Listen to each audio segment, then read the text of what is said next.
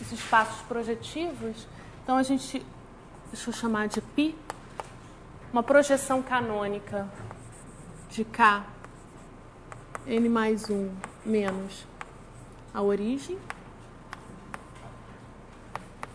no espaço projetivo de dimensão n sobre K.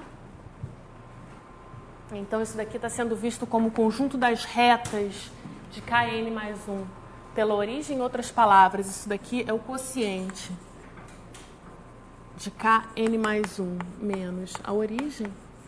Módulo é relação de equivalência que identifica pontos da forma x0 da xn com pontos da forma lambda x0 lambda xn para todo lambda constante não nula. Então, a ideia, o que a gente vai fazer no início da aula de hoje, é estudar o que a gente chama de transformações projetivas.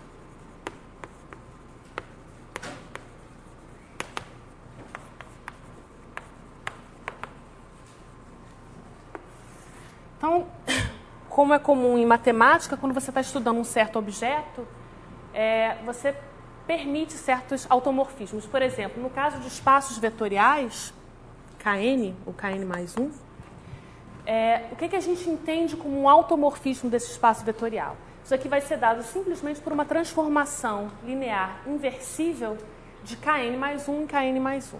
Então, se a gente começa com uma transformação linear inversível, então se a gente começa com um elemento, vou chamar de A, em GL n mais 1 K, então isso daqui é simplesmente uma transformação linear inversível de Kn mais 1.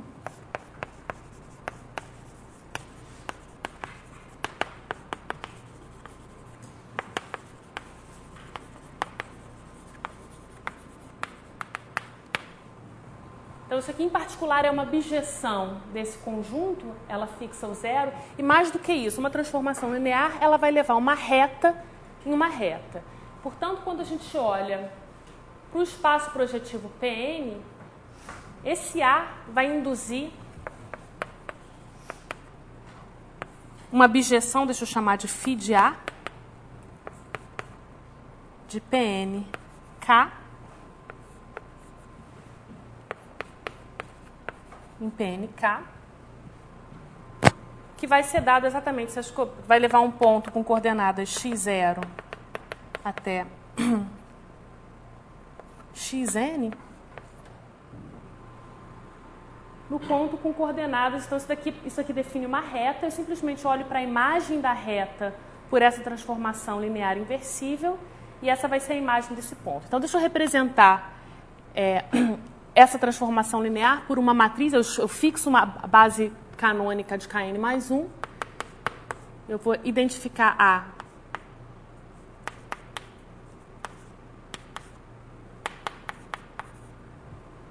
com a matriz que a representa nessa base, e isso daqui vai ser simplesmente dado por somatório de igual a 0 até n de A0J xj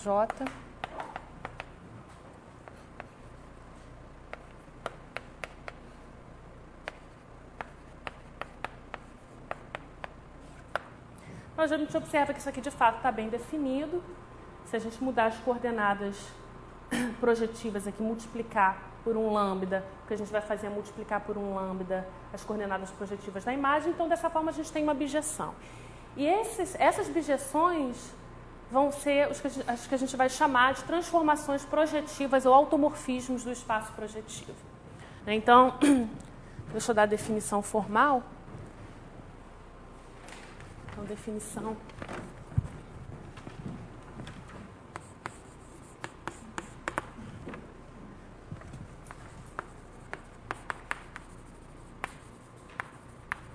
Uma transformação projetiva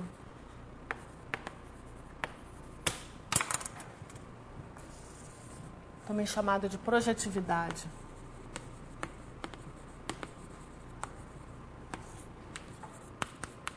de PNK vai ser uma aplicação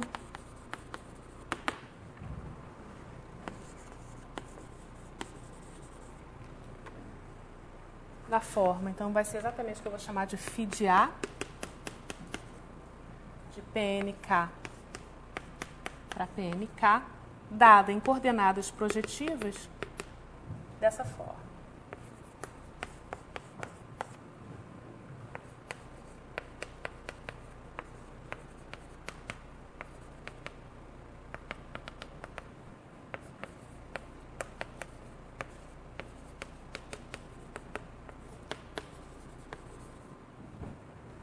Onde a matriz dos AIs, que eu vou chamar de A,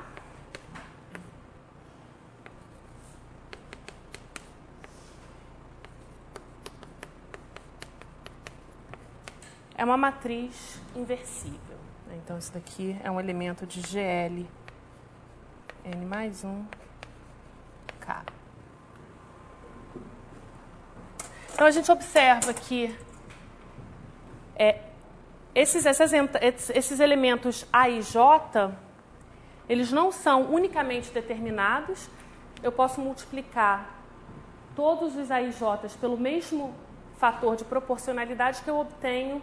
Bom, eu obtenho diferentes aplicações, transformações lineares de Kn mais 1, mas elas diferem exatamente pela multiplicação por uma constante, né? Então, do ponto de vista do espaço projetivo, eles vão definir a mesma função. Então, a observação é que os AIJs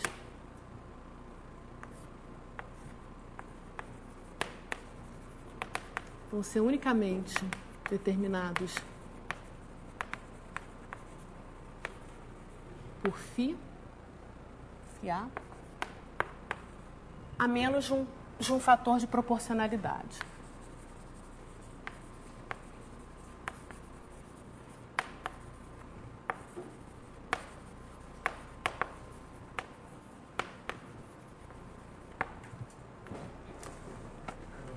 Oi.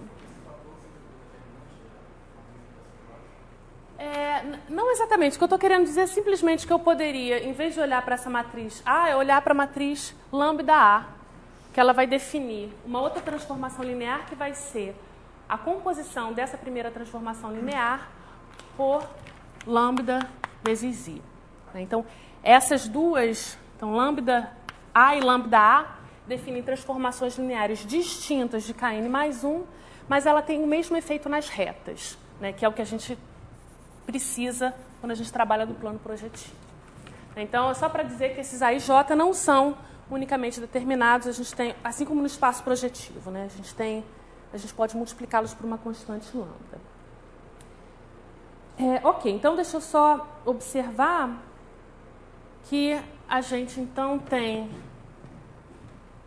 o que a gente chama as transformações projetivas formam um grupo. Então, as projetividades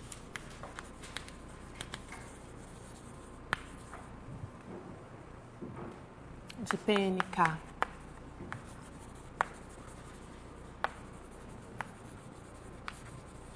formam um grupo que a gente denota por PGLNK.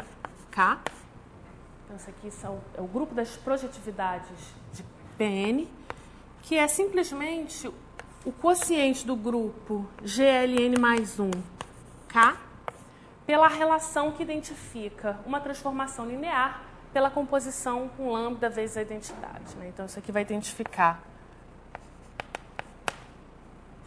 AIJ com lambda AIJ, lambda,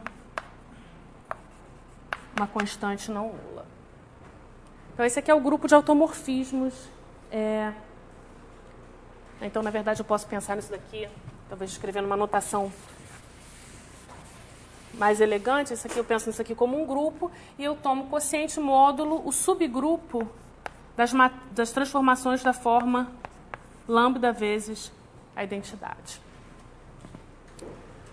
Ok, então, E agora, o que acontece? No caso, por exemplo, em que n igual a 2, então a gente está no plano projetivo, a gente tem as curvas projetivas que vivem no plano projetivo.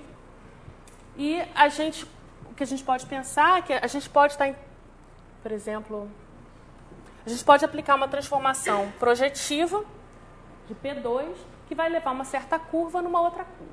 Então, quando isso acontece, a gente diz que as duas curvas são projetivamente equivalentes. Então, deixa eu dar uma outra definição.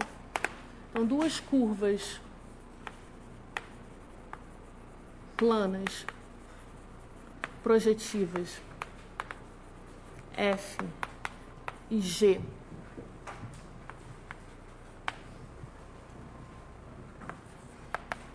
são ditas projetivamente equivalentes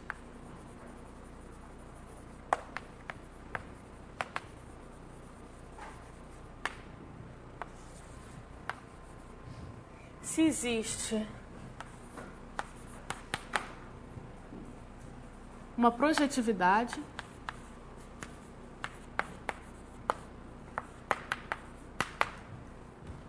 que leva uma curva na outra. Ou seja, em termos de equações, o que a gente tem é o seguinte: F vai ser igual a G aplicado a somatório a 0 e xi. Na verdade, aqui a gente está n igual a 2, então deixa eu usar as coordenadas que em geral eu uso. Então, o que a gente vai ter é G, então F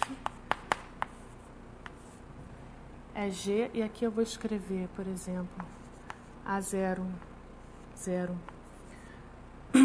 x mais A01y mais A02z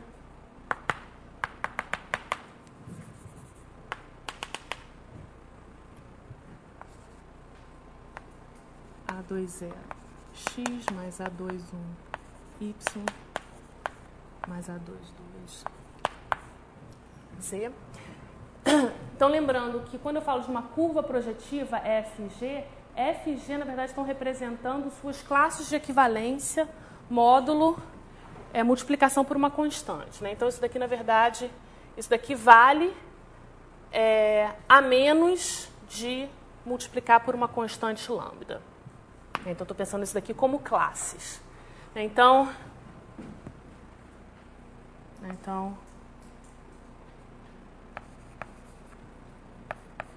aqui a matriz A é dada por A e J.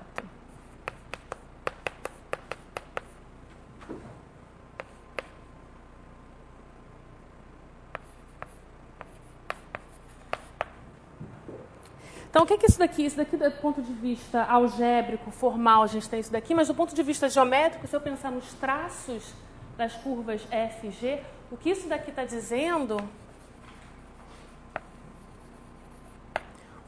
é o seguinte: aqui, se eu olhar para o traço de G, isso daqui vai ser a imagem do traço de F por essa projetividade. Então, isso daqui vai ser φA, que φA é um automorfismo de P2.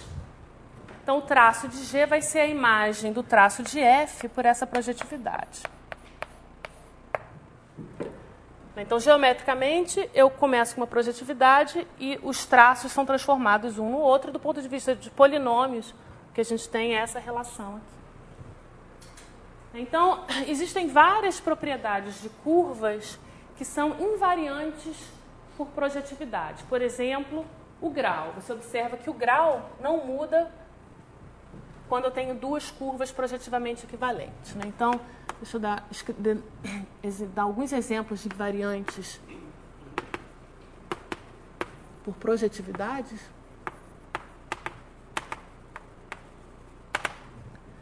Então, por exemplo, o grau de uma curva, ou mais geralmente, o grau e as multiplicidades das componentes irredutíveis.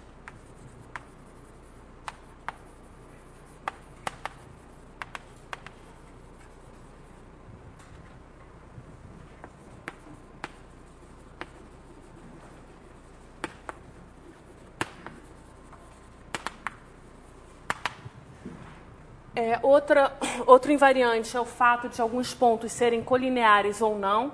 Então, colinearidade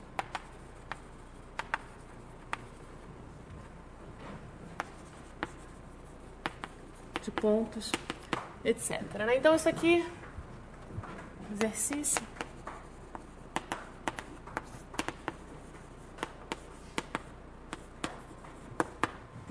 É verificar. Isso aqui é uma verificação simples, é uma conta, mas é uma coisa que é melhor vocês fazerem em casa. O Israel demonstra algumas dessas invariâncias no livro dele, então vocês podem dar uma olhada. Ok, então o que eu quero fazer agora? Então, agora que a gente definiu uma noção, então isso define uma noção de equivalência, uma relação de equivalência entre curvas planas projetivas. E o que eu vou... E um problema que se torna natural, uma vez que a gente tem essa noção, é a classificação de curvas, módulo, equivalência projetiva. Então, deixa eu discutir um pouco esse problema. Então, a classificação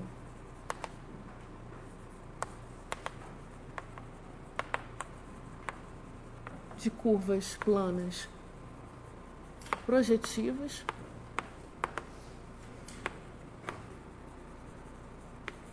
a menos de equivalência projetiva.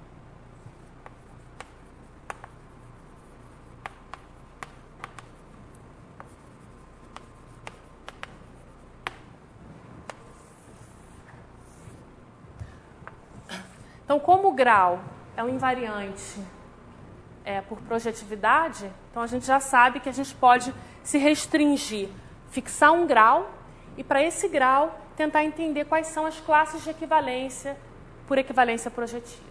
Então, por exemplo, o primeiro caso, o caso mais simples, é o caso de retas. Então, é trivial vocês verificarem que quaisquer duas retas do plano são projetivamente equivalentes, ou seja, eu consigo encontrar uma transformação projetiva de P2 que leva uma dada reta e uma outra dada reta. Então, todas as retas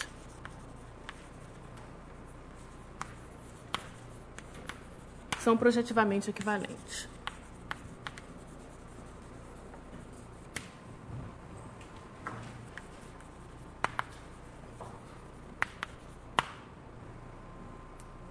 E agora vamos olhar um caso que já é um pouco mais interessante, que é o caso de cônicas.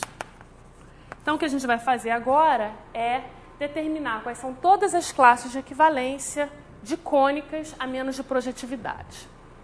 Então, deixa eu pensar. Uma cônica vai ser dada por uma equação de grau 2. Então, deixa eu escrever uma equação genérica. Então, a gente vai ter ax2 mais by2 mais cz2 mais dxy mais xz mais fyz. Lembrando que a cônica está bem definida, a menos de um fator de proporcionalidade nesses coeficientes.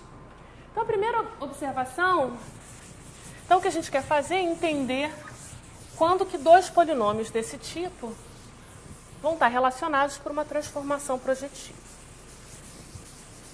Então, antes da gente responder essa pergunta, deixa eu só introduzir alguns conceitos. Na verdade, tem um conceito que é bastante importante em geometria algébrica, que é o conceito de espaço de parâmetros, ou espaço de módulos. Então, nesse caso de cônicas, é bem simples. Então, deixa eu introduzir um espaço de parâmetros para as cônicas planas da seguinte forma. Então, eu vou chamar de C o conjunto de todas as cônicas em P2K. Então, a primeira observação é que esse espaço, esse conjunto, ele admite uma abjeção natural, ele admite uma estrutura natural de espaço projetivo. Então, uma cônica, como eu escrevi, vai ser dada por um polinômio desse tipo.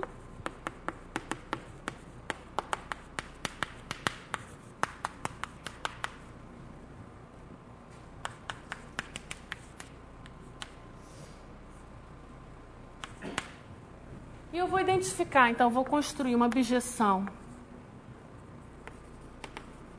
desse espaço de parâmetros de cônicas para um P5, que vai levar um polinômio desse tipo em coordenadas projetivas A, B, C, D, E, F. Então, a gente observa que esses coeficientes A, B, C, D até F, eles estão definidos a menos de multiplicar por um lambda. E é exatamente o que a gente tem aqui, né? Então, essas coordenadas projetivas, elas estão bem definidas a menos de você multiplicar por uma constante. Então, a gente tem uma estrutura natural de espaço projetivo para o espaço de cônicas em P2. E mais do que isso, a gente, na verdade, deixa eu só observar que isso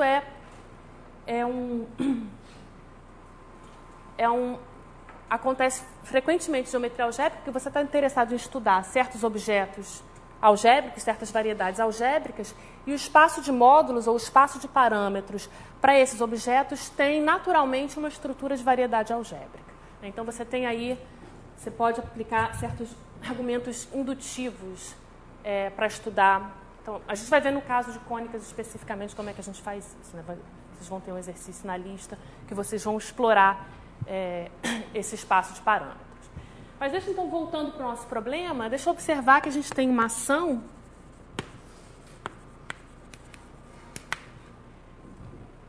de PGL2 nesse espaço de parâmetros C, então, que vai pegar uma projetividade, então, φ, vou chamar de φA, e uma cônica F, e vai levar no que eu vou chamar de φA vezes F. Então, isso daqui vai... Geometricamente, o que eu estou pensando? Eu estou pensando, eu vou querer olhar para o traço de F e vou querer que a imagem seja uma curva cujo traço é exatamente a imagem do traço de F. Então, para isso, eu tenho que definir o polinômio, esse polinômio da seguinte forma. Então, o que a gente vai fazer é...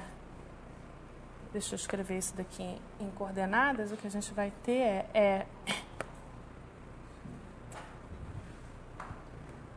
Então, de novo, vou escrever isso daqui como sendo A00 tio x mais A01 tio y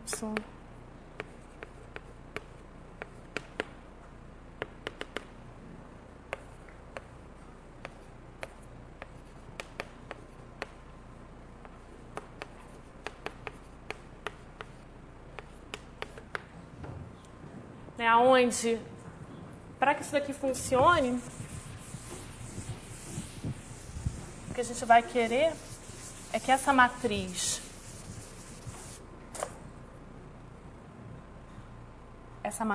de coeficientes A e J tio,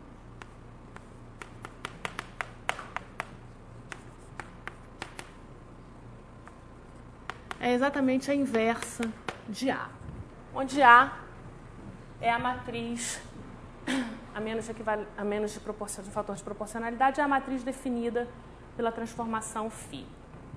Então, isso daqui é bom, a gente tem que colocar essa inversa para, de fato, a gente ter que o traço dessa nova curva, vocês podem verificar que é exatamente igual a φ de A aplicada ao traço de F.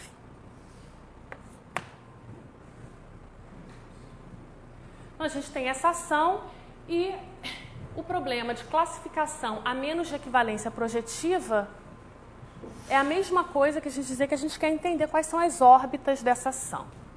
Então, classificar cônicas a menos de projetividade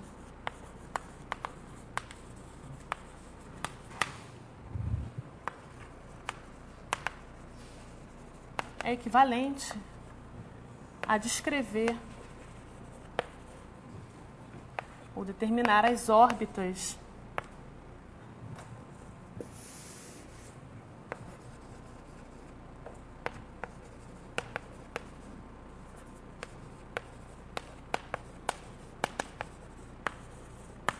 dessa ação.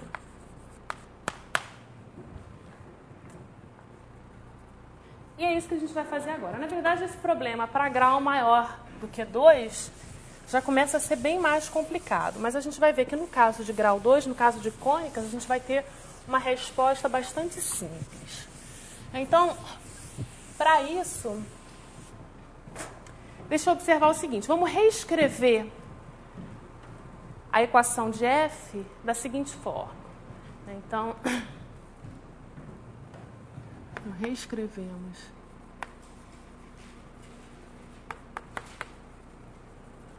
f da seguinte forma. Você pode pensar isso daqui como sendo uma forma quadrática. Então, uma forma quadrática a gente pode escrever da seguinte forma, né? F de x, y, z vai ser x, y, z vezes uma matriz simétrica vezes x, y, z. E essa matriz vai ser dada por A, B, C, D sobre 2, D sobre 2.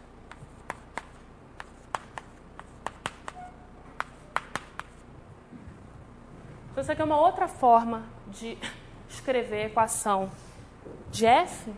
Eu vou chamar essa matriz aqui de M F. E o que acontece? Agora vamos ver o que acontece com a matriz MF quando a gente aplica uma projetividade à cônica F.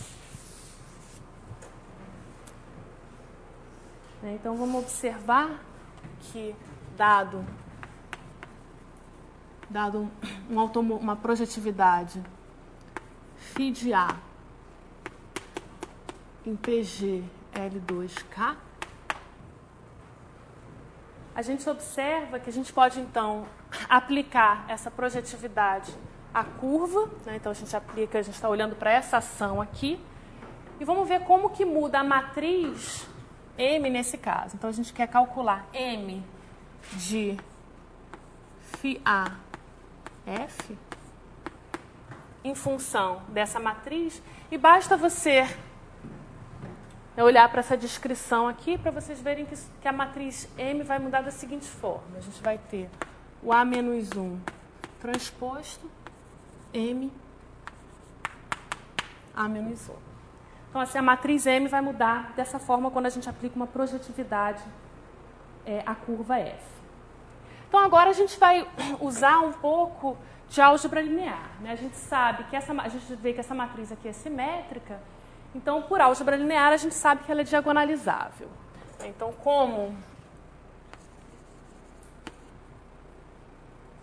por álgebra linear,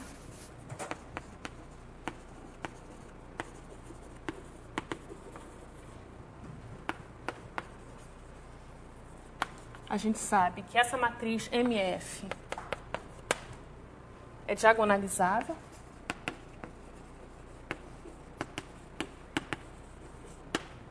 E mais do que isso, como a gente está sobre um corpo algebricamente fechado,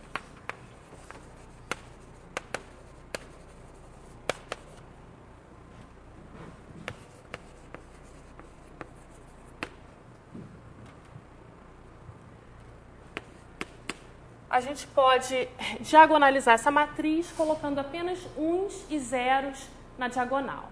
Então, existe uma transformação linear T de GL3K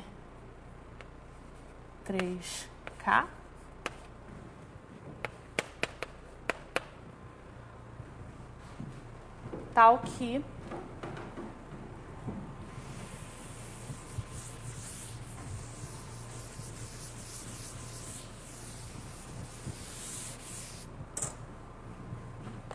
T transposta MT vai ser igual a uma das três matrizes. Então, a gente pode diagonalizar apenas com uns e zeros na diagonal. Aqui a gente está usando o fato, na verdade, do corpo K ser algebricamente fechado. Então, o que a gente vai ter aqui são matrizes. A gente pode ter matriz identidade, a gente pode ter a matriz com 2 1s e 1 0 na diagonal, a matriz com 1 1 e 2 zeros na diagonal. Então, essas aqui são as possíveis diagonalizações de M. A gente observa que a gente não consegue levar uma matriz na outra por uma transformação, por uma mudança de coordenadas. Em outras palavras,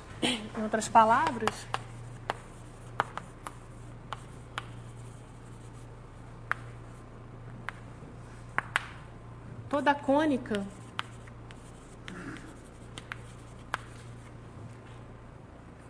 de P2K é projetivamente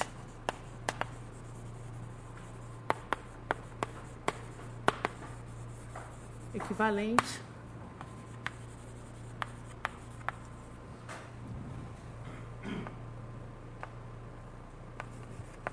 a uma das 3 seguintes curvas. Então, no primeiro caso,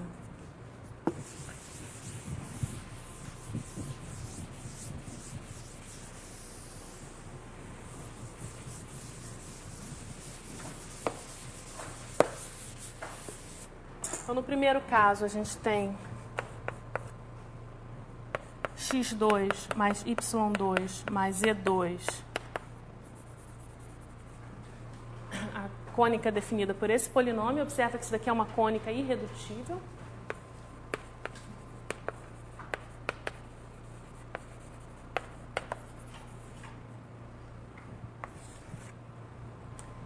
No segundo caso, então a gente tem x2 mais y2. Isso daqui, na verdade, não é irredutível. A gente pode fatorar como sendo x mais... Bom, não vou chamar de i porque a gente não está nos complexos. Deixa eu escrever xi y. Ok, então deixa eu fazer uma observação que a gente está fazendo aqui, na verdade... observação que eu esqueci de fazer. Para isso daqui fazer sentido, a gente tem que supor que a característica do corpo é diferente de 2. Então, deixa eu fazer essa suposição aqui. Observação.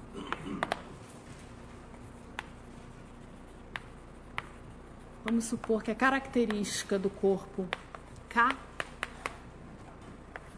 é diferente de 2. Quando a característica é 2, o mesmo resultado vale, mas a prova é diferente. Então, vamos fazer essa hipótese simplificatória. Então, o que a gente tem aqui vai ser isso daqui, onde xi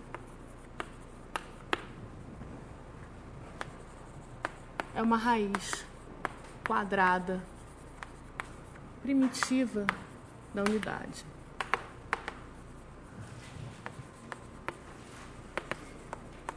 Se a gente tiver subs complexos, é simplesmente o i. Então, o que a gente tem aqui é a união de duas retas. E, finalmente, nesse caso aqui,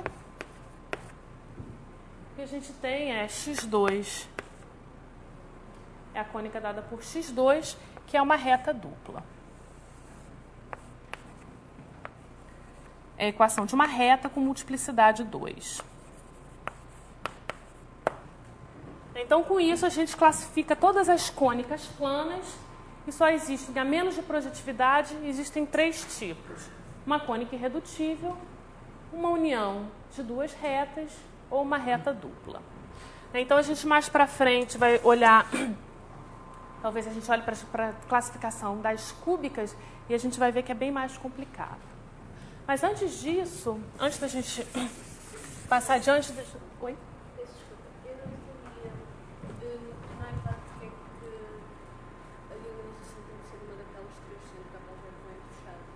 Bom, você pode diagonalizar a matriz, então você vai diagonalizá-la de forma que ela tenha essa forma, tá certo? Como o corpo é algebricamente fechado, o que eu posso fazer é fazer uma transformação linear. Eu vou fazer uma mudança de base de forma que isso daqui se torne 1. quer dizer, isso aqui pode se tornar 1 se o lambda-i for diferente de 0. Se o lambda-i for diferente de 0, eu posso multiplicar os meus vetores da base por uma constante, que aí pode ser, por exemplo, uma raiz da unidade. Por exemplo, se isso daqui fosse, se fosse menos 1, eu teria que colocar uma raiz, multiplicar por raiz de menos 1 os vetores da base, mas como o corpo é algebricamente fechado, eu posso fazer isso. A não ser, é claro, eu posso não encontrar 1 se um desses vetores for igual a 0. Aí ele permanece sendo 0. Por isso que eu tenho exatamente esses 3 casos, dependendo do número de autovalores diferentes de 0. Mas eu posso não analisar um deles, que me garante que os outros 2 ficam automaticamente analisados também? Não, esse daqui você... Então, numa base, se você tem uma base V1, V2 e V3, onde a matriz se escreve dessa forma, basta eu multiplicar cada um desses aqui por raiz quadrada de lambda 1, raiz quadrada de lambda 2 e raiz quadrada de lambda 3. E aí eu vou encontrar isso daqui. Vou encontrar essa matriz aqui nessa nova base. Então, aqui eu estou usando o fato do corpo ser algebricamente fechado para poder tirar a raiz quadrada de qualquer elemento do corpo. Na verdade, deixa eu então deixar como exercício vocês verem o que acontece quando o corpo não é algebricamente fechado. Então, exercício... Eu quero que vocês considerem o caso em que K é o corpo dos números reais. E eu quero que vocês classifiquem as cônicas reais, né, as cônicas em P2R, a menos de projetividade. Então, o que vai acontecer aqui? Então, como você observou aqui, você vai ter, por exemplo, quando eu tiver um menos 1, eu posso diagonalizar, mas agora eu tenho que ter, na diagonal eu tenho que permitir 1, menos 1 e 0. Então, por exemplo, aqui, sobre os reais, essas duas matrizes aqui não vão representar cônicas projetivamente equivalentes. E, de fato, sobre os reais, essa cônica aqui é vazia, enquanto que essa cônica, então essa aqui seria dada por essa equação aqui, que sobre os reais não tem solução, e essa daqui seria x2 mais y2 igual a z2, que tem soluções, é exatamente o círculo. Então, sobre os reais, a gente vai ter um número maior do que 3 de cônicas a menos, cônicas projetivas a menos de equivalência projetiva.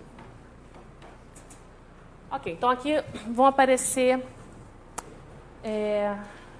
mais órbitas. Ok, então isso daqui é do ponto de vista projetivo, mas vamos voltar para o caso, agora voltar para o caso afim. Em algum sentido, o caso projetivo me parece mais natural.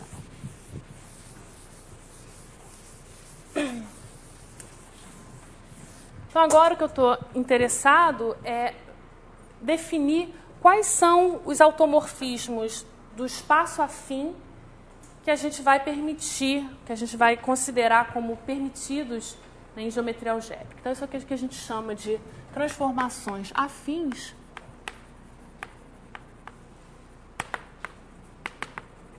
ou afinidades.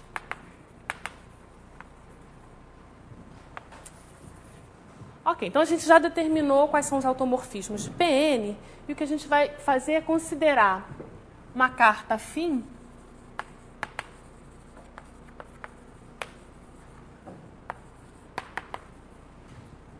já N, K.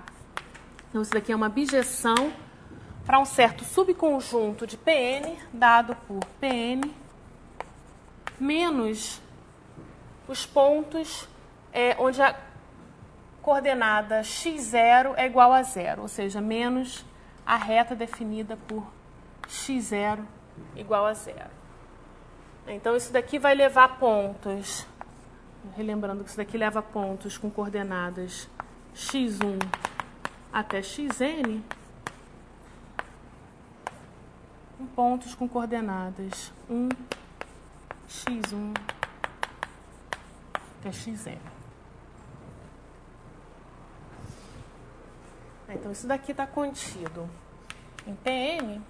Então, como a gente já sabe quais são os automorfismos de Pn, vão ser dados exatamente pelas transformações projetivas, agora o que a gente vai fazer é o seguinte, a gente vai identificar quais são as transformações projetivas de Pn que deixam o AN identificado com esse subconjunto fixo. Então,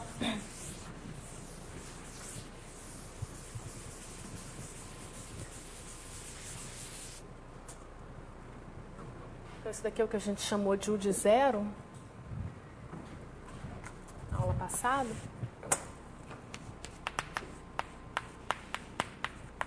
Então, identificando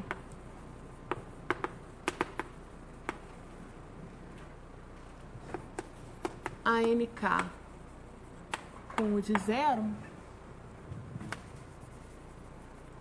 a gente vai determinar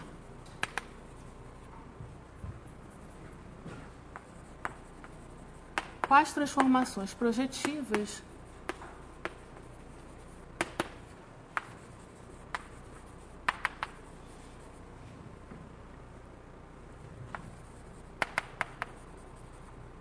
deixam a N fixo. Vou chamar de φ.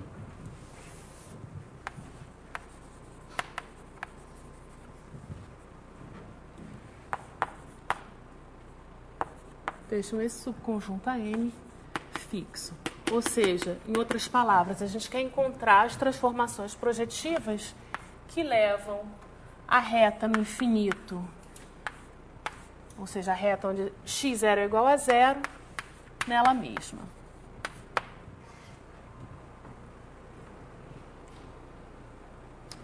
Ok, então, de novo, a gente tem que φ pode ser definida por uma matriz A, vou chamar essa aqui φ de A, definida por uma matriz. Deixa eu escrever as equações dessa matriz, as entradas dessa matriz.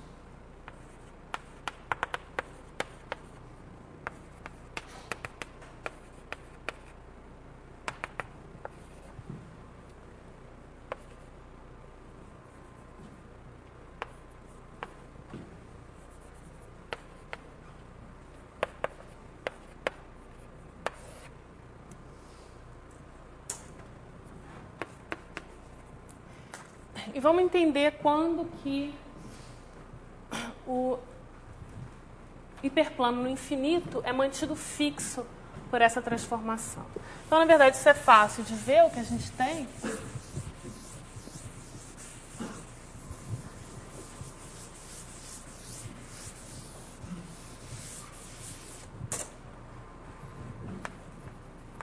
Então, o que a gente observa facilmente é que essa condição do hiperplano no infinito ser mantido fixo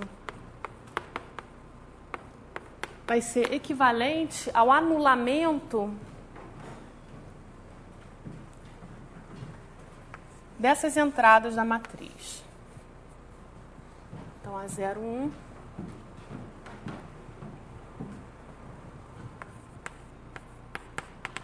Até o A0, N, tem que ser iguais a zero. Então, nesse caso, aqui deixa eu só relembrar que, por definição de projetividade, o determinante dessa matriz aqui é diferente de zero.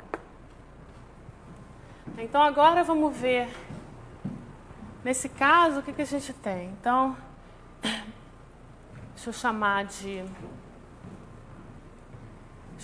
A', essa submatriz N por N. Então, isso daqui vai ser o que eu vou chamar de A'. Então, nesse caso, se todos esses A0i's são iguais a zero, a gente observa que o determinante de A vai ser igual ao A00 vezes o determinante da matriz A'.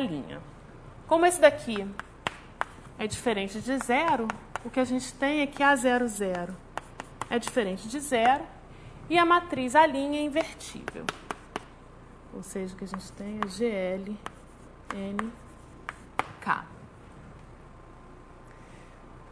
Deixa eu lembrar para vocês também que os coeficientes de A não são unicamente determinados. Eles são unicamente determinados a menos de um fator de proporcionalidade. Então, como esse A00 é diferente de 0, eu posso dividir todas as entradas por A00 e eu posso supor que a minha matriz é dada da seguinte forma, né? Então, podemos supor que A00 é igual a 1. E agora todas as outras entradas da matriz estão unicamente determinadas por φ.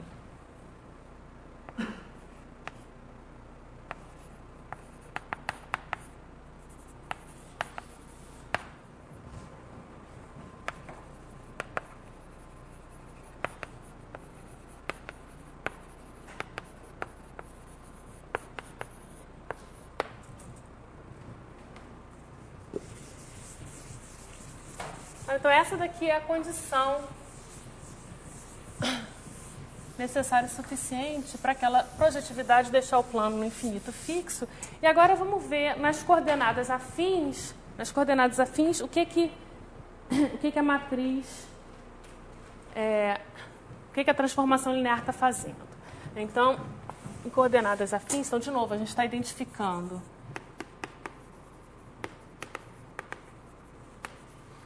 a NK com U de 0. E vamos agora que a gente sabe, supondo que a gente está nessa situação aqui, a gente vai olhar então para a restrição de φ para N, que eu vou denotar pelo mesmo símbolo.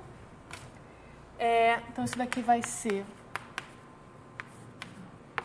uma bijeção de ANK para NK, que vai ser dada da seguinte forma. Então, isso aqui vai levar pontos com coordenadas afins x1 até xn no ponto com as seguintes coordenadas. Então, isso aqui que você tem que fazer agora para determinar essas coordenadas é aplicar essa matriz nas coordenadas projetivas, né, e olhar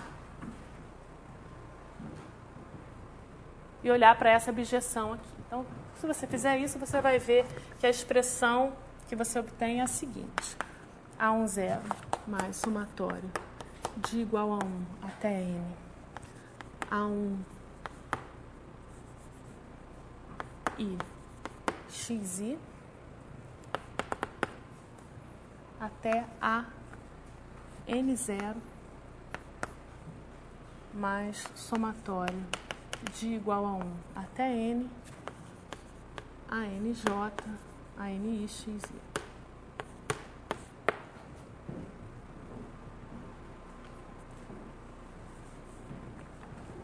E agora o que a gente vai dizer, e a gente observa também que com essa expressão a gente sabe que o determinante da matriz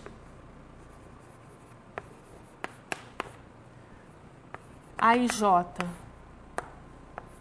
com J entre 1 e N, então agora a gente tem uma matriz N por N, é diferente de 0, ou seja, a gente realmente tem uma matriz inversível. Ou seja, e agora a gente vai definir uma transformação afim ou uma afinidade como sendo aplicações de AN em AN que são desse tipo.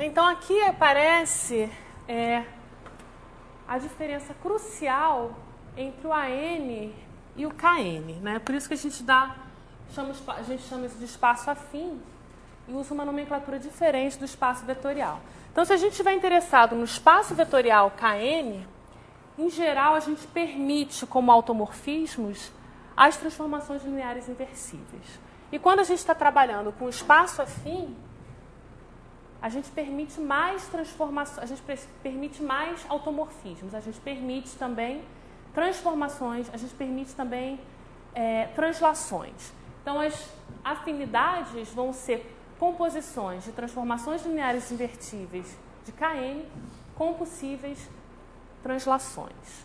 Então, isso é o que a gente chama de afinidade ou transformações afins. E, novamente, a gente diz que duas curvas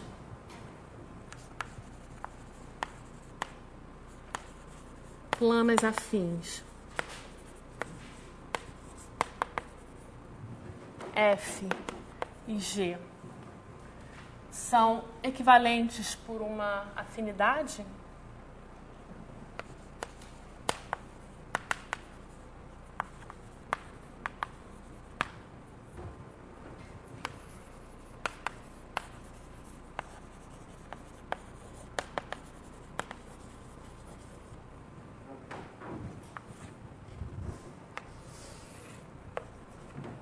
Se existe uma transformação afim que leva uma curva na outra.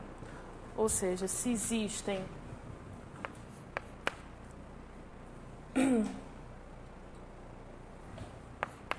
então B1, então o que a gente quer é uma transformação invertível A1, A12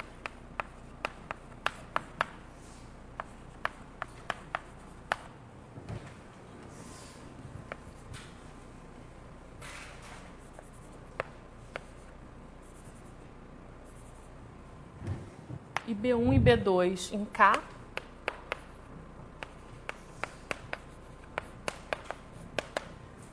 tais que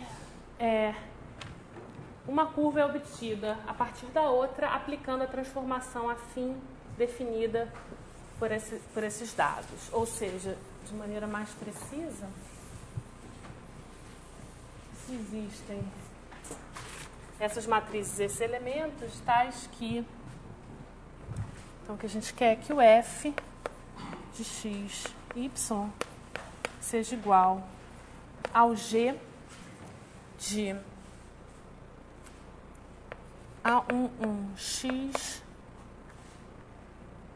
mais A12y mais B1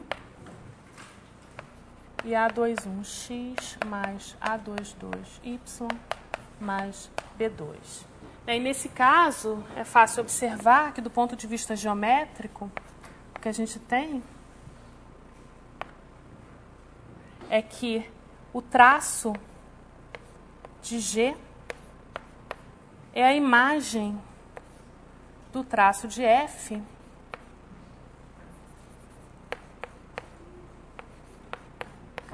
pela transformação afim φ definida por esses dados.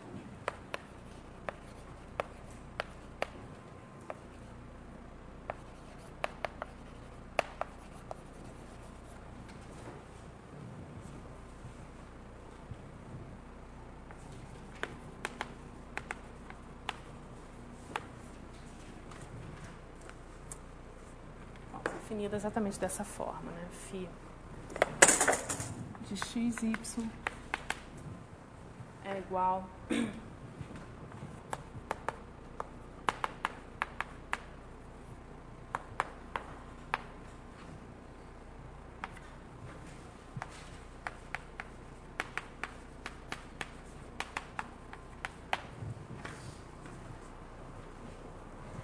E agora a gente pode, por exemplo, considerar o mesmo problema que a gente tratou no caso projetivo de classificação de curvas a menos de projetividade, a gente pode considerar a versão afim.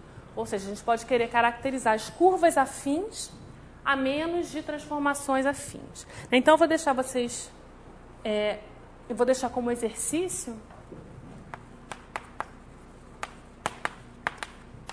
vocês classificarem as cônicas no espaço afim a menos de afinidade.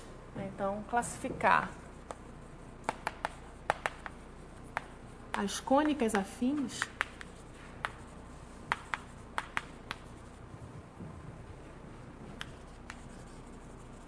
a menos de afinidade.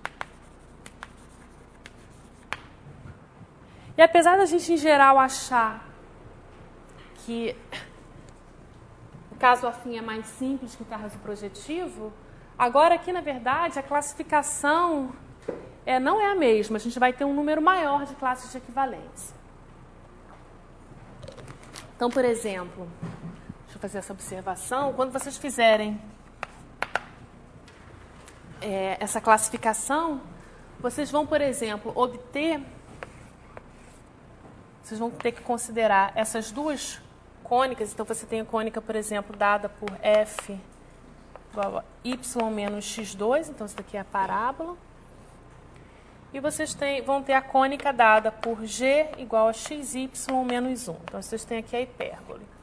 E essas duas curvas, se você considerar o fecho projetivo dessas curvas, ou seja, vocês homogeneizarem esses polinômios e olharem para a curva projetiva obtida dessa forma, projetivamente elas vão ser equivalentes.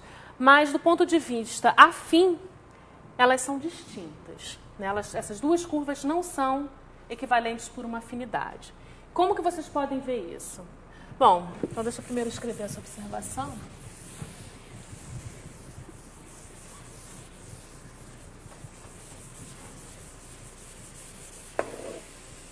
Então, FG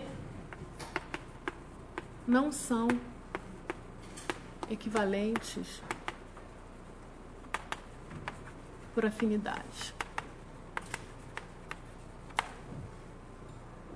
Isso porque, bom, o que acontece é o seguinte: se vocês considerarem o fecho projetivo dessas curvas, ou seja, se vocês homogeneizarem, o que vocês vão ver é o seguinte: no infinito, essa cônica tem mais um ponto, enquanto que no infinito, essa cônica tem 2 pontos, correspondentes a essas duas direções assintóticas. Então, a interseção com a reta no infinito é distinta nesses dois casos. Nesse caso é um ponto com multiplicidade 2, nesse caso são 2 pontos. E a gente vai ver daqui a pouco que as projetividades, elas preservam o número de pontos de interseção de duas curvas. Então, com isso, vocês veem que essas duas curvas não são equivalentes por uma afinidade. Então, a classificação, no caso afim, ela é mais sutil do que no caso projetivo. Outra diferença, por exemplo, é o caso de duas retas incidentes ou concorrentes. No caso projetivo, essas duas retas se encontram no ponto infinito, e a gente já viu que o fecho projetivo dessas duas cônicas são projetivamente equivalentes, mas eles não são equivalentes por uma afinidade. Então a classificação vai ser mais sutil no caso afim. Ok, alguma pergunta até aqui? Agora a gente vai mudar. Essa observação que você fez, dá para aplicar uma solução diferente só usando o fato que essas afinidades preservam o plano projetivo. Exato. São diferentes lá, não precisa saber sobre a interpretação, por exemplo. Perdão, qual é o... Você falou que elas são distintas porque no infinito são distintas. As interseções com a reta no infinito são distintas, sim. Então, os pontos dela no infinito são distintos. Por causa de que as afinidades preservam os pontos no infinito, então são distintos, não precisa de interseção. Na verdade, não. Você poderia ter uma outra... Não, mas repara, você poderia ter uma outra hipérbole, por exemplo, essa hipérbole aqui, fazer uma mudança de coordenadas, e você poderia ter essa outra hipérbole aqui. Essa hipérbole, essas duas são equivalentes por uma afinidade, apesar do ponto do infinito, onde elas vão se interceptar, serem distintos. Mas o que acontece é que a afinidade, quando você olha para a transformação projetiva que dá origem a essa afinidade, ela justamente vai levar os pontos no infinito aqui e nos pontos no infinito aqui. Então, a maneira que eu acho mais simples de você ver que elas são distintas é que a interseção, o número de pontos de interseção com a reta no infinito mudam. A gente vai, a partir de agora, começar a considerar a multiplicidade de interseção e aí isso vai ficar mais claro. Então, antes da gente mudar de assunto, mais alguma dúvida?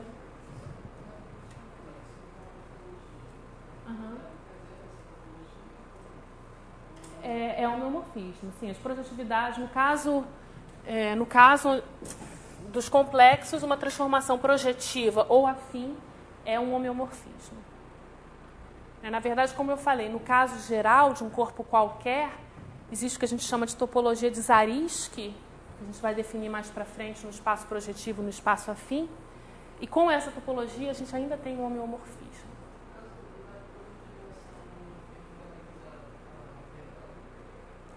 Quais? Essa daqui? Então, projetivamente, elas não podem ser equivalentes a uma reta, porque o grau é um invariante projetivo, por projetividade. Então, elas vão ser equivalentes a um círculo, exatamente. Mais alguma pergunta?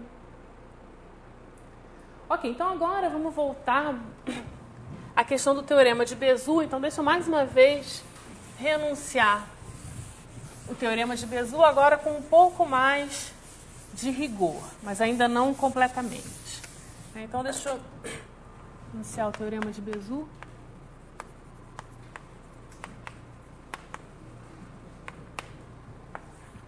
Então, vamos fixar um corpo algebricamente fechado.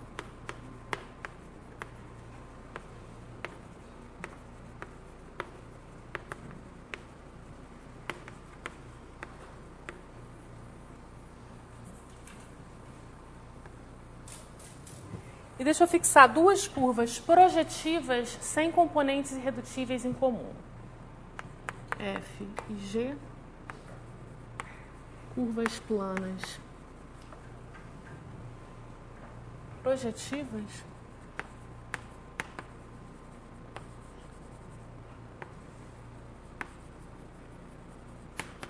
sem componentes irredutíveis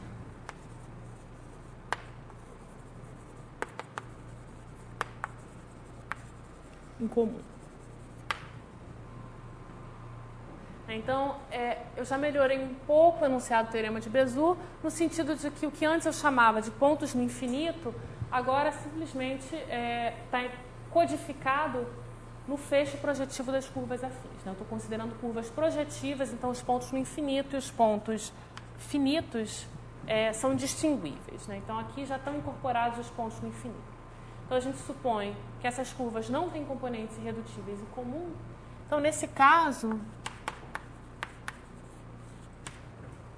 a interseção de F e G, que a gente já sabe que é finita, consiste exatamente do produto dos graus, se a gente contar os pontos de interseção com multiplicidade.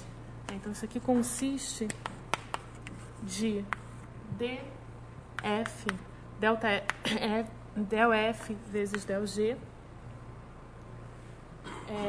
produto dos graus, pontos, contados com as devidas multiplicidades de interseção.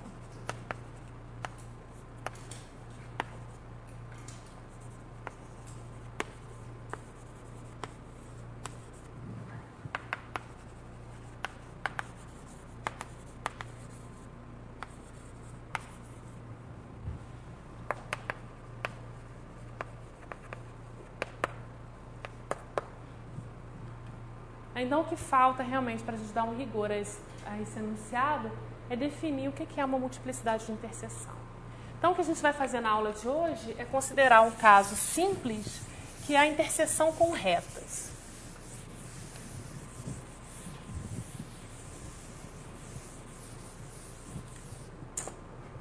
Então, vamos primeiro definir o caso mais simples, que é a multiplicidade de interseção de curvas com retas. Então, esse daqui vai ser um caso onde a definição de multiplicidade de interseção vai ser bastante natural.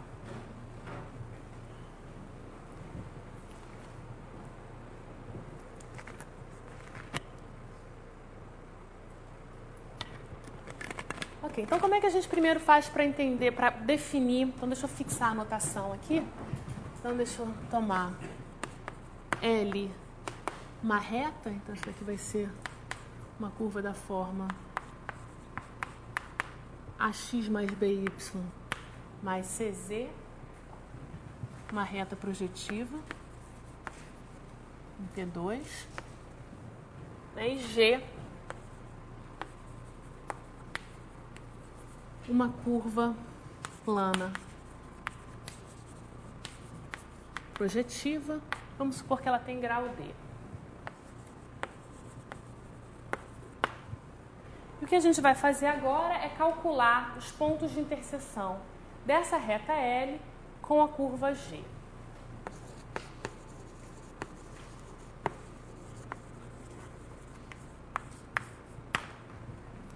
Então, como é que a gente faria isso?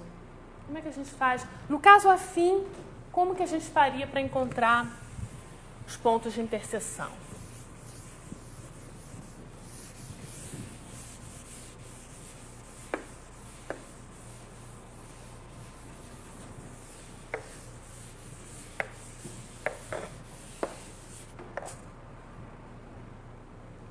Então, no caso afim, como é que a gente faria?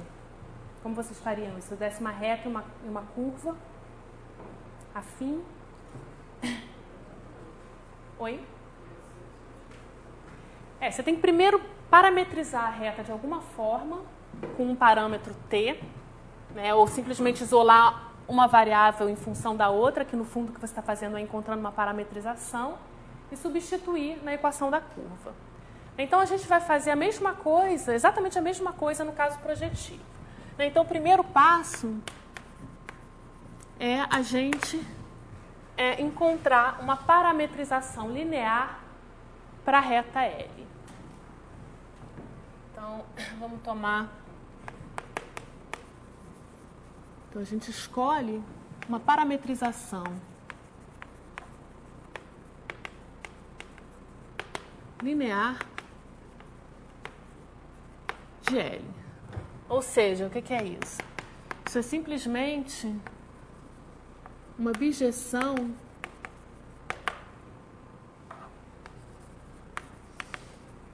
do seguinte tipo. Então, isso daqui vai ser uma bijeção, que eu vou chamar de φ, de P1 em L, que vai ser dada da seguinte forma. Eu tomo coordenadas projetivas T, S, em P1, e eu vou escolher formas lineares da seguinte forma. Alfa 1, T, mais alfa 2, S, beta 1, T, mais beta 2, S, e gama 1, T, mais gama 2, S. Aí, repara que isso aqui está bem definido. De novo, os pontos de P1, essas coordenadas projetivas estão definidas a menos de uma constante de proporcionalidade, mas se eu multiplicar T e S por lambda, o mesmo acontece desse lado aqui, então isso daqui, na verdade, está bem definido.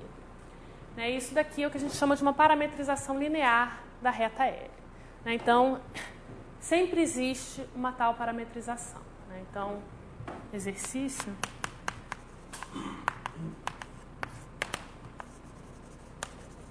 Sempre existe uma tal parametrização.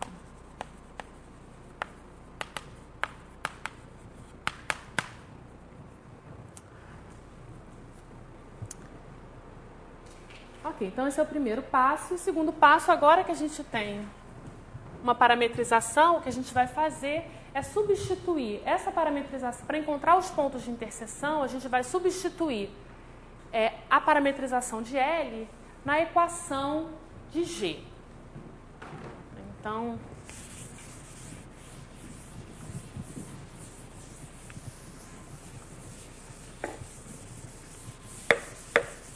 Então, o que a gente faz, o segundo passo,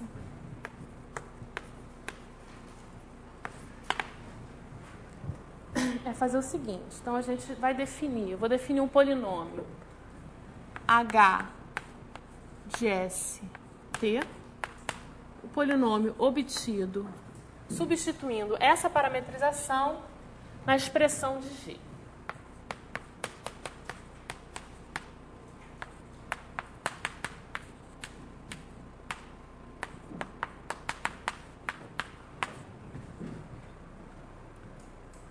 Então, isso daqui é um polinômio. A gente repara que isso daqui é um polinômio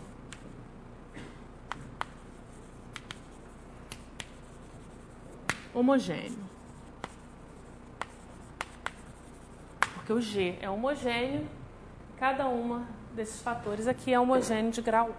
Então, isso daqui, na verdade, é homogêneo, e aí a gente tem duas possibilidades.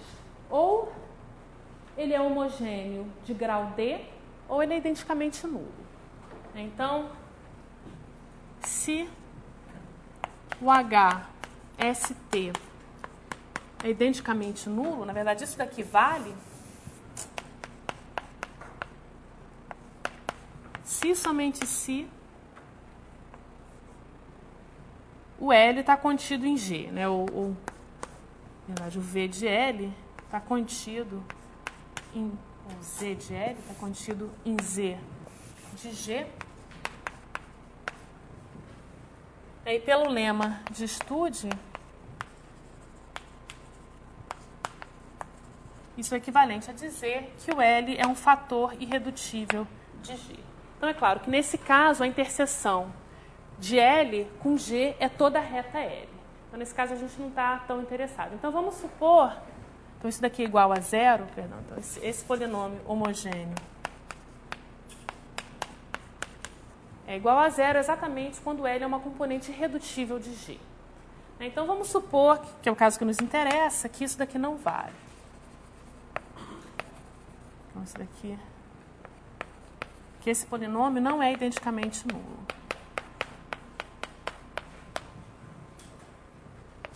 Então, nesse caso...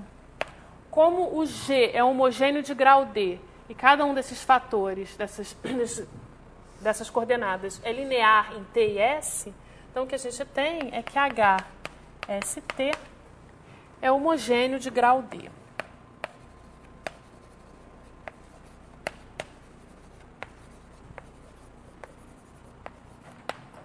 Agora, um polinômio homogêneo em duas variáveis, como eu mencionei na última aula, ele se fatora, e a gente está sobre um corpo algebricamente fechado, ele vai se fatorar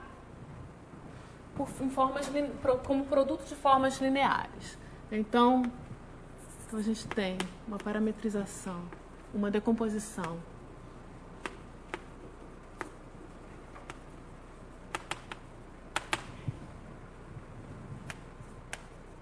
por fatores irredutíveis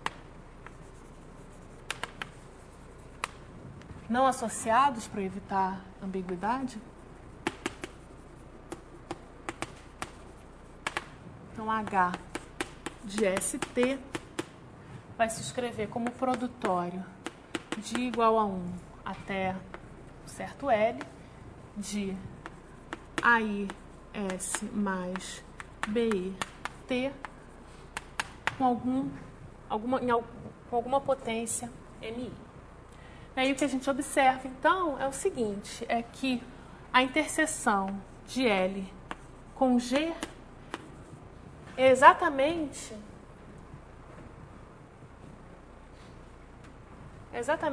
o conjunto dos pontos PIs da forma φ. Então, cada PI vai ser... Então, a gente encontrou os parâmetros T e S que correspondem à interseção e a gente simplesmente olha para a imagem em L. Então, isso daqui vai ser o φ dos pontos da forma menos BI aí. Então, esses aqui são exatamente os pontos de interseção da reta L com a curva G. A vantagem de fazer isso dessa forma, sem olhar para o caso afim, é que a gente encontra todos os pontos de uma vez só, sem precisar olhar para os pontos afins e depois olhar para os pontos do infinito. E agora vem a definição. Então, a gente define a multiplicidade de interseção de L e G no ponto PI como sendo a multiplicidade com a qual esse ponto aparece como raiz daquele polinômio. Então, a multiplicidade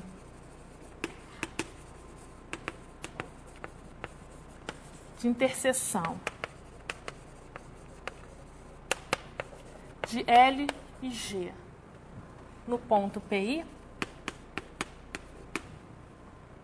vai ser definida por... Então, a notação que eu vou usar é essa daqui, seguindo a notação do livro do Israel. Essa interseção vai ser exatamente, por definição, esse MI.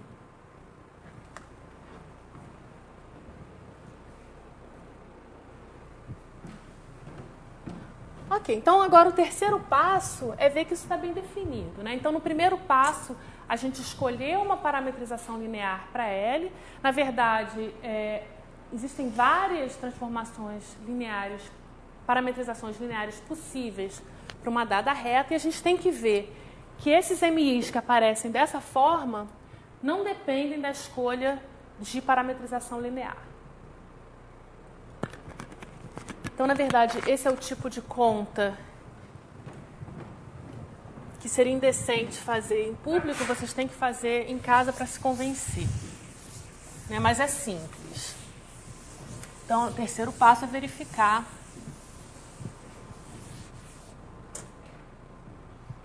o terceiro passo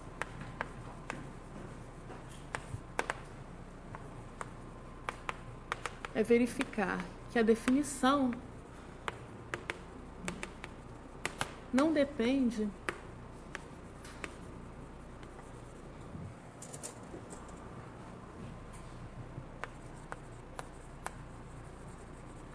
da escolha de parametrização linear para L.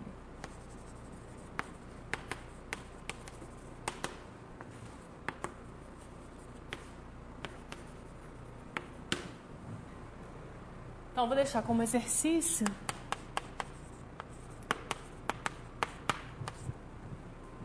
vocês fazerem essa verificação. Deixa eu só dar uma ideia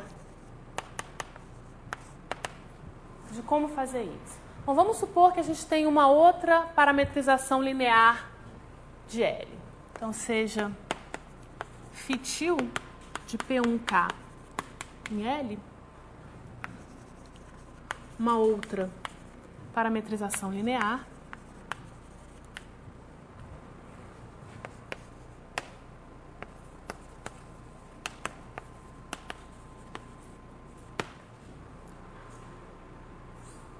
como que a gente faz, e eu vou chamar de H o polinômio homogêneo em duas variáveis, obtido da mesma forma de antes. Então, o que a gente quer fazer é entender como que a gente tem H de T e S homogêneo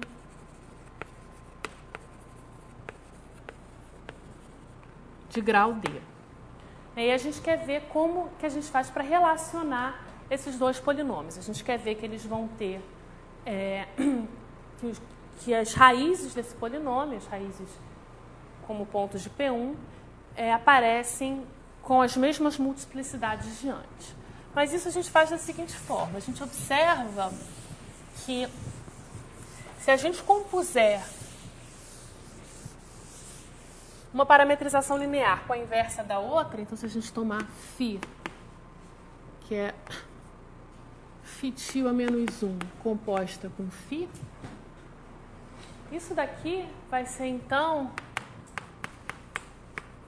uma abjeção de P1 para P1. Mas isso não é uma abjeção para qualquer. Isso daqui vai ser exatamente uma projetividade, uma transformação projetiva de P1.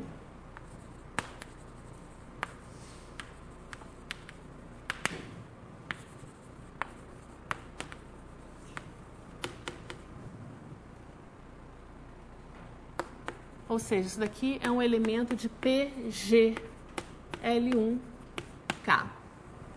E agora, no que você tem uma transformação projetiva, vocês vão ver que então isso daqui vai ser vai ser dado por uma matriz 2×2 invertível. E agora vocês têm que ver como que o H vai ser transformado, o H-til vai ser transformado, como que o que o φ faz com o H. Então, o que vocês vão ter é que então, φ vai ser dada por uma matriz do tipo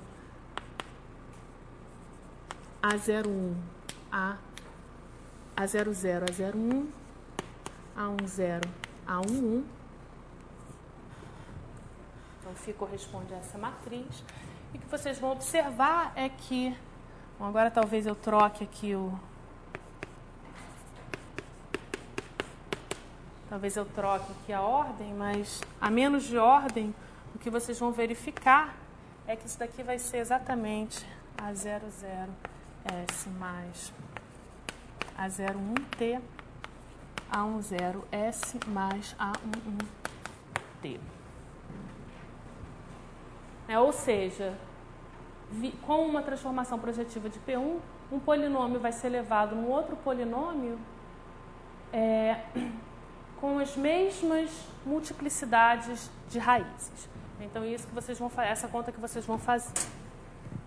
Uma projetividade não vai mudar a multiplicidade das raízes de um polinômio.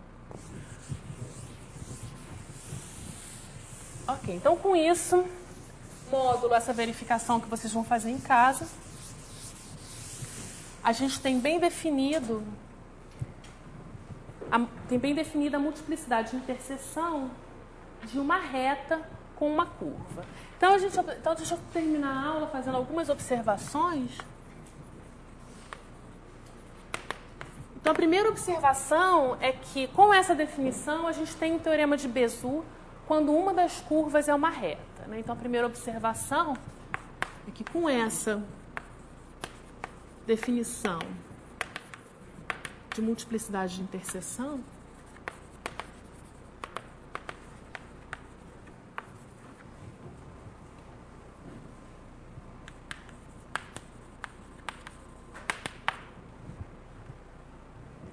L interseção G vai consistir exatamente de D raízes, que são as raízes do polinômio H, se as raízes forem contadas com as suas multiplicidades, né? Aqui o que a gente tem, é claro, que é somatório dos MIs é exatamente o grau do polinômio. Então, essa interseção consiste de exatamente D pontos contados com as suas multiplicidades de interseção.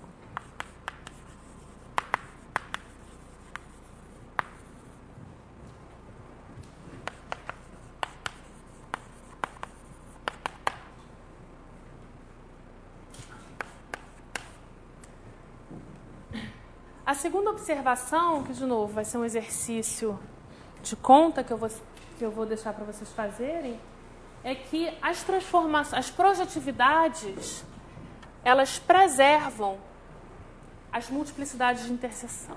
Então, as projetividades, as transformações projetivas,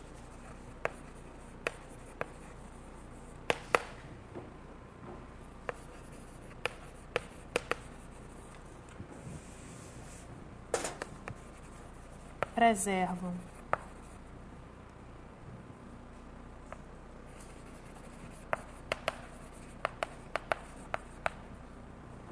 as multiplicidades de interseção. Então, deixa eu formalizar essa observação.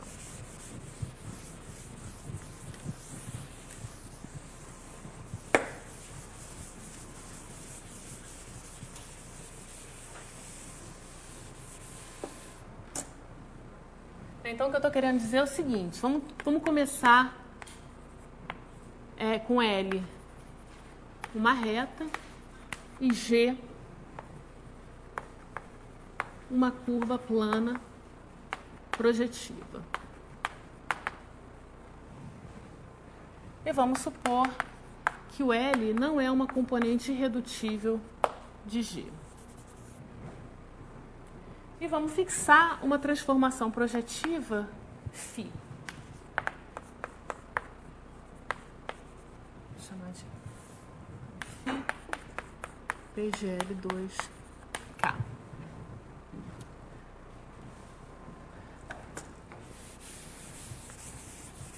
Então, o que a gente tem é que PI, primeiro, que a interseção, então a gente aplica φ à reta e a gente aplica φ à curva G, da forma como eu falei antes. Então, formalmente, do ponto de vista de polinômio, vocês têm que aplicar a inversa de φ às coordenadas e substituir na equação de L e G. Então, esses aqui são os polinômios correspondentes à imagem de L, a imagem do traço de L, a imagem do traço de G por φ. Então, isso daqui corresponde exatamente aos pontos F de PI, F de P, onde P está na interseção de L com G. Então, isso daqui, na verdade, é claro. É simplesmente observando que os traços dessas duas curvas são exatamente a imagem do traço de L e traço de G. E, além disso, a multiplicidade de interseção de φ de L e φ de G num ponto P é exatamente igual a num ponto φ de P é exatamente igual à multiplicidade de interseção de L e G no ponto P. Então, de novo, como exercício, eu vou deixar vocês verificarem essa igualdade.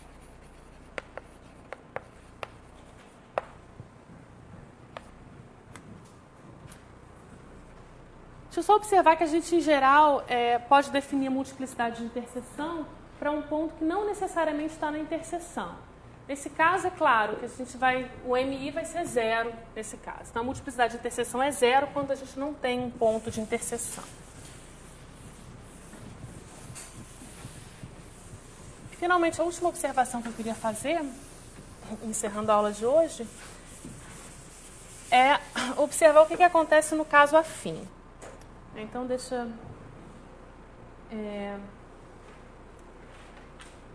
Então, a terceira observação é mostrar que, na verdade, para fazer esse cálculo de multiplicidade de interseção, a gente pode se restringir a uma carta afim adequada. Então, deixa eu tomar uma reta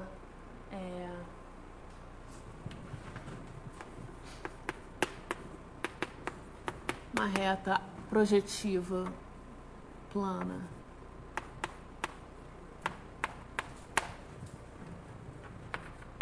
L e G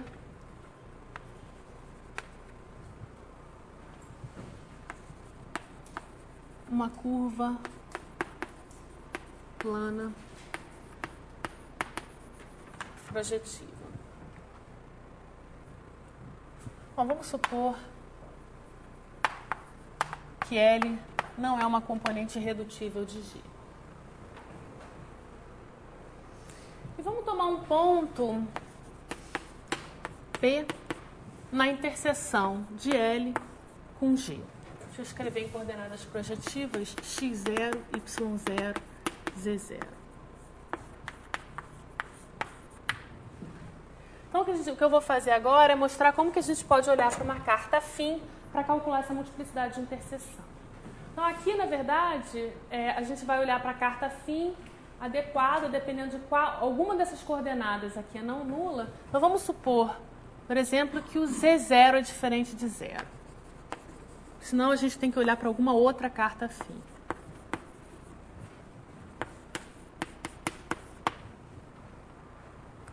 A gente supõe que Z0 é diferente de zero, ou seja, isso daqui implica que essa reta não é a reta no infinito, ou seja, pelo menos 1 entre A e B são diferentes de zero.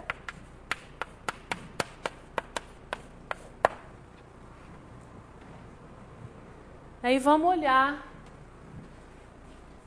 para a carta fim.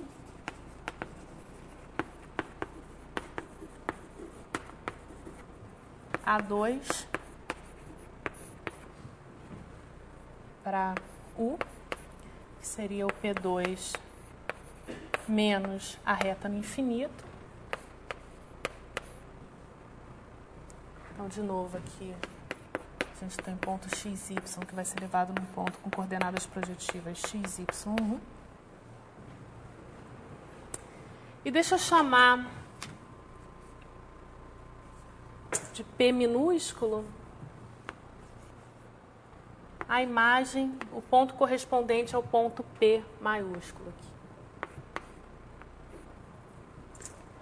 Então, o que a gente vai fazer agora é calcular a multiplicidade de interseção de L e G em P, olhando para essa carta fim. Então, a gente considera, primeiro, a deshomogeneização de L e de G.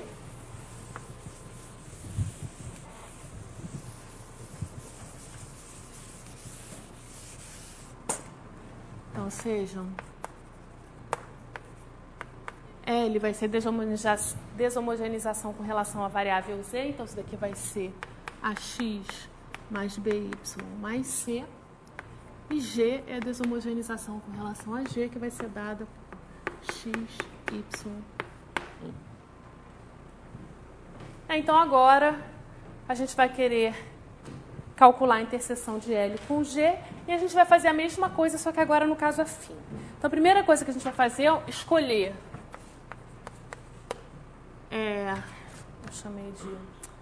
chamar também de φ de A1 para L, uma parametrização linear.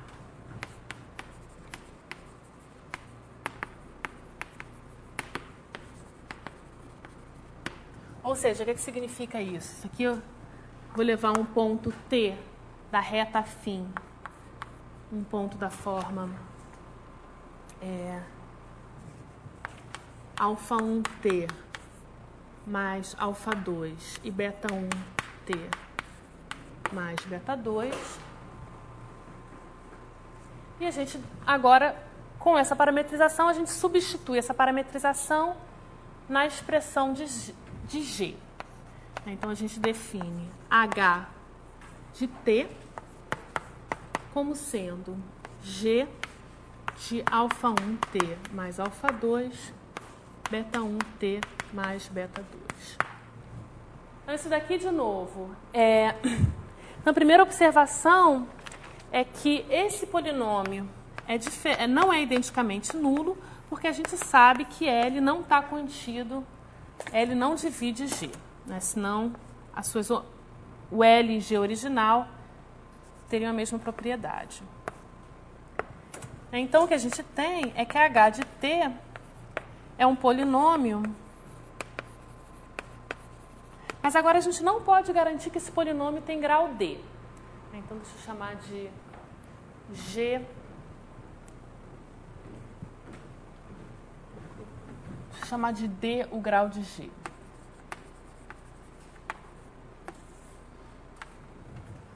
É o grau de H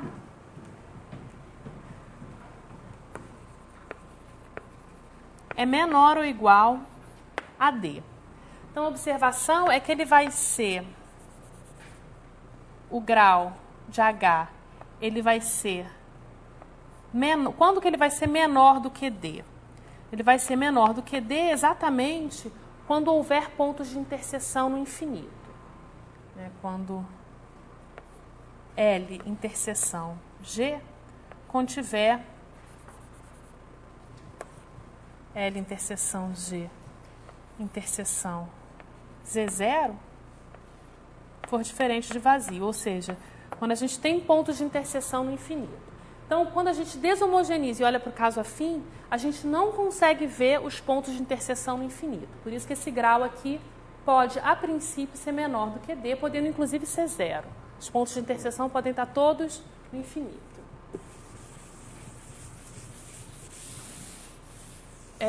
Bom, na verdade não vão estar todos no infinito, porque eu fiz a suposição de que tinha um ponto finito de interseção.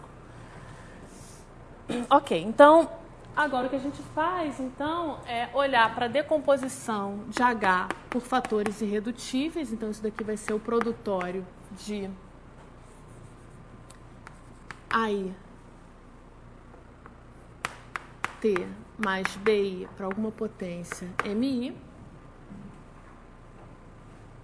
Aí o P, ele vai ser a imagem de alguma, como o P é um ponto de interseção, ele vai ser a imagem de alguma raiz desse polinômio. Você vai ser a imagem de algum ponto da forma menos BI sobre AI. E nesse caso, a multiplicidade de interseção de L e G no ponto P pode ser calculado olhando para essa carta aqui, ou seja, vai ser exatamente esse MI. Então, isso daqui é decomposição por fatores irredutíveis não associados.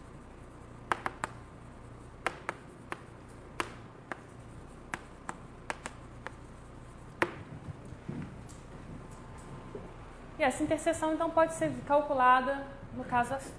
Eu vou deixar como exercício vocês verificarem essa afirmação. Isso aqui simplesmente segue do fato de que essa parametrização linear, em algum sentido, ela vai ser a parte afim de uma certa parametrização para a reta L projetiva. Vai ser a deshomogeneização de uma parametrização projetiva. E aí isso aqui vai seguir do terceiro passo, que diz que essa multiplicidade independe da escolha de parametrização. Ok, alguma pergunta? Então, hoje a gente termina por aqui. A gente já definiu, então, multiplicidade de interseção com retas. E eu queria que vocês pensassem um pouquinho até amanhã. Amanhã o que a gente vai fazer é começar a olhar para o caso geral. A interseção de duas curvas, onde os graus são arbitrários. Eu queria que vocês tentassem pensar um pouquinho, de alguma maneira ingênua, como que vocês tentariam definir a multiplicidade de interseção no caso geral. E aí, a partir de amanhã, a gente vai começar a ver como é que a gente faz isso.